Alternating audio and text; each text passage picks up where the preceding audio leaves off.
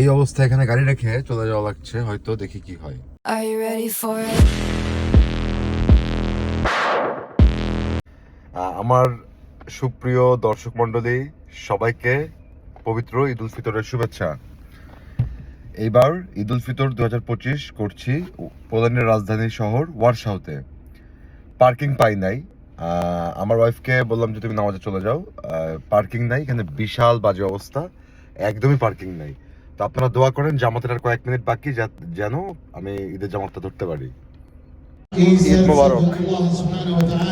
আলহামদুলিল্লাহ পৌঁছে গেছি ঈদের জামাতে। আলহামদুলিল্লাহ কাসীরা ওয়া সুবহানাল্লাহি ওয়া বিহামদিহি বুকরাতান ওয়া আসীলা ইন্নাল হামদালিল্লাহ নাহমাদুহু তাআলা ওয়া নাস্তাঈনুহু ওয়া নাস্তাগফিরুহু ওয়া নাস্তাহদিহি ওয়া নাউযু বিল্লাহি তাআলা মিন শুরুরি আনফুসিনা ওয়া sayyiati a'malina من يهده الله فلا مضل له مرشدا واشهد ان لا اله الا الله وحده لا شريك له। ঈদ মোবারক আরো একবার সবাইকে। তো গাড়ি রাখার জায়গা পেয়েছিলাম না, পার্কিংয়ে জায়গা একদমই পাওয়া যায়নি।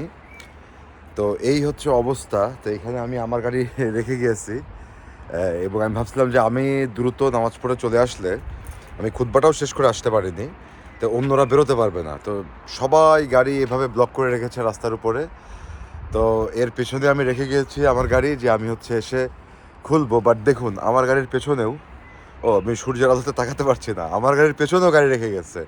সো যতক্ষণ পর্যন্ত আমরা একদম পিছের গাড়িটা বের না হবে, আমরা এখান থেকে কোনোভাবেই বেরোতে পারছি না।